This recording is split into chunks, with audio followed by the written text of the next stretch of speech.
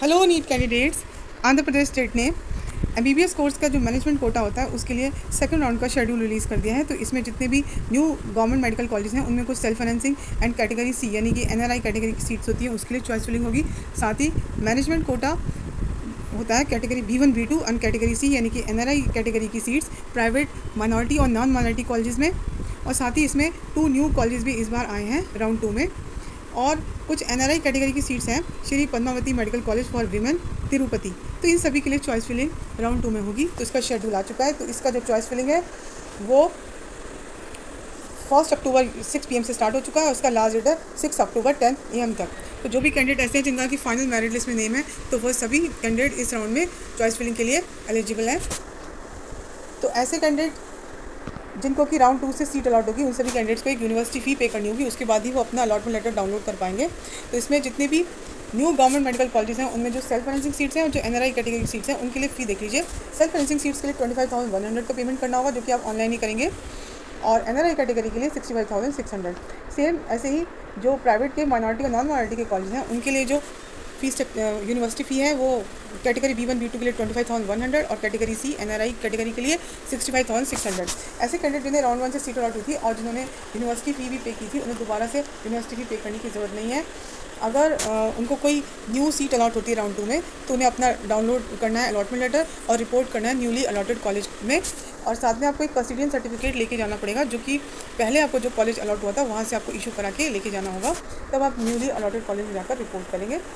इसके बाद tuition fee के बारे में बताया। जो न्यू गवर्नमेंट मेडिकल कॉलेज हैं उनमें जो सेल्फ फाइनेंसिंग सीट्स हैं वो उनकी जो फ़ी है वो 12 लाख रुपीज़ पर ईयर है, और एनआरआई कैटेगरी की सीट्स के लिए 20 लाख रुपीज़ पर एनम है यानी कि पर ईयर है, और टोटल 6 यहाँ पे न्यू गवर्नमेंट मेडिकल कॉलेज हैं। इसके बाद बात करते हैं जो प्राइवेट के कॉलेज हैं। जो प्राइवेट कॉलेज हैं उसमें कैटेगरी बी है यानी कि मैनेजमेंट कोटा की सीट्स हैं, उसके लिए जो फ़ी है वो 30,20,000 है, और कैटेगरी सी यानी एनआरआई कोटा की जो सीट्स हैं उनकी फ़ी मैक्सिमम यहाँ पे बताई गई है 39,60,000। हालांकि ये मैक्सिमम है, इससे कम के भी कॉलेजेस आपको मिलेंगे। तो यहाँ पर देखिए एक न्यू कॉलेज भी आया है, हालांकि 2 कॉलेज की बात की है बट यहाँ पे अभी एक कॉलेज के बारे में बताया क्योंकि अभी इसका सीट मैट्रिक्स आज रिलीज़ होना है बट अभी तक वो हुआ नहीं है। जैसे होगा तो उससे आपको पूरा पता चल जाएगा कि वो 2 न्यू कॉलेजेस कौन से हैं। तो देखिए यहाँ पे जो न्यू कॉलेज आया है वो है Anna Gauri medical college and hospital Puttur में आया है। इसकी जो कैटेगरी सी की जो फ़ी है वो 32 लाख है। तो यहाँ पर अलग अलग हैं, 34,20,000 के भी कॉलेजेस हैं, मैक्सिमम आपको 39,60,000 तक का मिलेगा, और ये जो स्टार्ट है वो 23,50,000 से हो जाता है जो कि Nimra institute of medical sciences है, ये माइनॉरिटी कॉलेज है, तो उसकी फ़ी है 23,50,000। बाकी 35,000 का शांतिराम मेडिकल कॉलेज है। आप पूरा यहाँ पर लिस्ट देख सकते हैं, पूरे 19 कॉलेज हैं। एक इसमें न्यू कॉलेज भी उन्होंने बताया अन्ना गौरी मेडिकल कॉलेज, और जो Shri Padmavati medical college for women Tirupati है इसकी जो कैटेगरी सी यानी कि एनआरआई कैटेगरी की फ़ी है वो 25 लाख पर ईयर है। इसके बाद कोई जनरल इंस्ट्रक्शंस यहाँ पे बताई गई हैं कि जो मुस्लिम माइनॉरिटी के कैंडिडेट्स हैं वो खाली एलिजिबल होंगे मैनेजमेंट कोटा की सीट्स के लिए जो प्राइवेट के माइनॉरिटी मेडिकल कॉलेज हैं उनमें। अगर मुस्लिम माइनॉरिटी कैंडिडेट्स अवेलेबल नहीं होंगे तो जो सीट्स हैं वो नॉन मुस्लिम कैंडिडेट्स को अलॉट होंगी लेकिन स्टे वैकेंसी राउंड में। और जो मुस्लिम माइनॉरिटी के कैंडिडेट्स हैं वो जो अदर मेडिकल कॉलेज हैं यानी कि जो माइनॉरिटी के कॉलेज नहीं हैं नॉन माइनॉरिटी मेडिकल कॉलेज में मैनेजमेंट कोटा सीट्स के लिए भी एलिजिबल रहेंगे। ऐसे कैंडिडेट जो मैनेजमेंट कोटा से एमबीबीएस कोर्स ज्वाइन कर चुके हैं वो राउंड 2 में भी पार्टिसिपेट करने के लिए एलिजिबल होंगे। अगर वो अपग्रेड करना चाहते हैं एक कॉलेज से दूसरे कॉलेज में या वो अपनी कैटेगरी में अपग्रेडेशन करना चाहते हैं तो कर सकते हैं। कैंडिडेट्स को ये भी बताया कि अगर आप कैटेगरी सी से आप अपग्रेड करना चाहते हैं कैटेगरी बी में तो वो भी पॉसिबल है। और ऐसे कैंडिडेट जिन्होंने राउंड 1 से अलॉटेड कॉलेज में रिपोर्ट नहीं किया तो वो भी इस राउंड 2 में पार्टिसिपेट कर सकते हैं। लेकिन हाँ, आपको जो कॉलेज पहले अलॉट हो चुका है वो उस कॉलेज को आप दोबारा से चॉइस फिलिंग में नहीं डाल पाएंगे। 22 अगस्त को एक प्रोविजनल मेरिट लिस्ट आई थी तो उनमें जिन भी कैंडिडेट्स का नेम है तो सारे लोग एलिजिबल हैं।